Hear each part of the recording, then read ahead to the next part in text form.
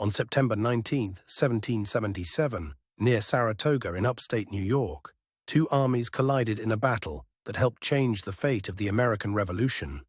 Its importance still matters because it proved the rebellion could survive a major British campaign.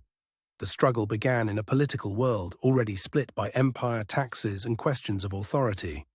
In London and in the colonies, leaders believed control of the Hudson River corridor could decide the war's future. British planners hoped to cut New England off from the other colonies by moving south from Canada. American leaders, meanwhile, needed time, supplies, and enough unity to resist a campaign that seemed larger than any single battlefield.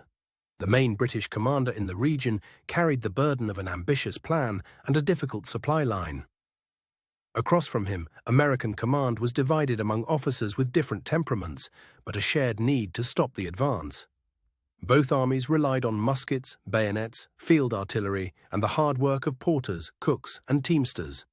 Morale mattered as much as powder, because long marches and shortages could weaken an army before battle even began. The battlefield sat among broken ground, woods and farm clearings, where movement could be slow and uncertain. Autumn weather added dampness and shifting light, making visibility and coordination harder for both sides. The British plan depended on a coordinated advance that would gather strength as it moved south.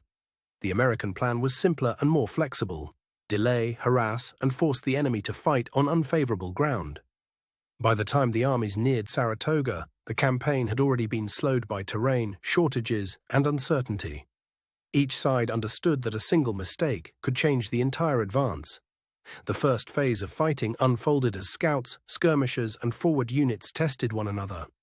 The woods and fields turned small movements into confusing encounters, where sound often carried farther than sight. American forces used the ground to press the British advance and disrupt their formation. Even without a clean battlefield line, the pressure built steadily, forcing commanders to react instead of dictate. The key pressure point came where the fighting concentrated around a contested position and the surrounding woods. There, command decisions, timing, and the ability to reinforce quickly began to matter more than raw numbers alone. As the action intensified, each side tried to hold its nerve while adjusting to incomplete information. In a battle like Saratoga, confusion spread faster than orders, and that confusion shaped the outcome. A decisive movement on the American side helped turn pressure into advantage, especially where the ground allowed a strong push. The British line, stretched and challenged, found it harder to restore momentum. The battle did not end in one instant, but the balance shifted. Once a breakthrough or collapse began to spread, the opposing commander's choices narrowed, and the campaign's larger gamble started to fail. After the fighting, the field was filled with exhaustion, damaged equipment, and the uneasy silence that follows a hard-fought day. Both armies had been tested, but only one side retained the initiative. The immediate result was more than a tactical pause.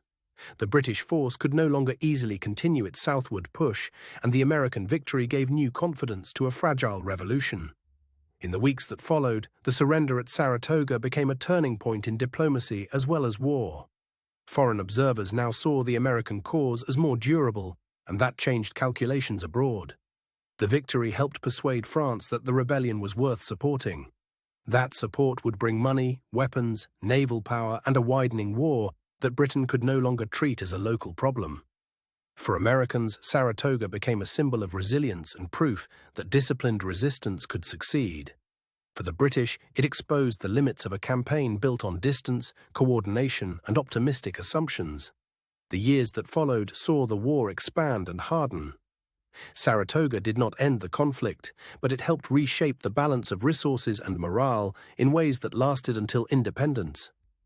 Historians still debate exact troop strengths, the weight of individual decisions, and how much credit belongs to terrain versus leadership. The broad outline is clear, but some details remain open to careful interpretation. Some accounts emphasize one commander's boldness, while others stress the cumulative effect of logistics, weather, and battlefield position. Saratoga is best understood as a campaign where several pressures converged at once. The place today is quieter, but the landscape still carries memory in its hills, roads, and riverbends. Visitors can stand where armies once moved and see how geography shaped history. Modern preservation helps us imagine the scale without turning the past into spectacle. The battlefield is now a place for reflection, where the costs of war and the fragility of outcomes are easier to grasp. Saratoga endures because it shows how a campaign can turn on supply, timing, and determination as much as on battlefield courage. It remains one of the clearest examples of a victory that changed the war far beyond the field itself. Before the campaign reached this ground, British strategy depended on movement along waterways and roads that were easier to describe than to control. The farther the army marched, the more every mile strained food, ammunition, and communication. American forces were often shorter on supplies, but they could fight close to home and draw on local knowledge. That advantage did not guarantee success, yet it made delay and harassment especially effective. The British advance was also shaped by uncertainty about allies, reinforcements, and the pace of the larger campaign. A plan that looked strong on paper could weaken quickly when terrain and time worked against it. Leadership mattered because commanders had to balance caution with urgency. Too much caution could surrender momentum, but too much speed could scatter an army into a difficult landscape. The armies were not abstract symbols. They were thousands of people carrying heavy gear, following orders, and trying to stay supplied.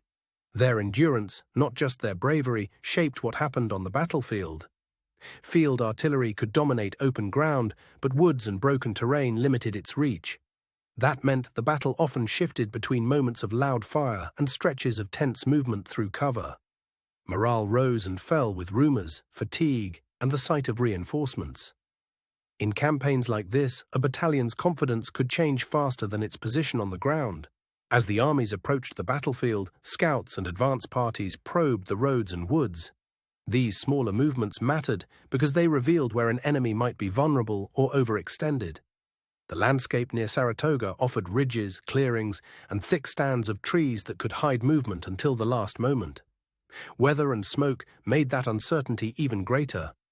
When battle opened, the Americans aimed to interrupt the British advance before it could settle into a strong line. The first exchanges were less about spectacle than about control of space. The British responded with disciplined fire and attempts to hold their positions. But in rough ground, even disciplined troops could struggle to keep alignment and communicate clearly.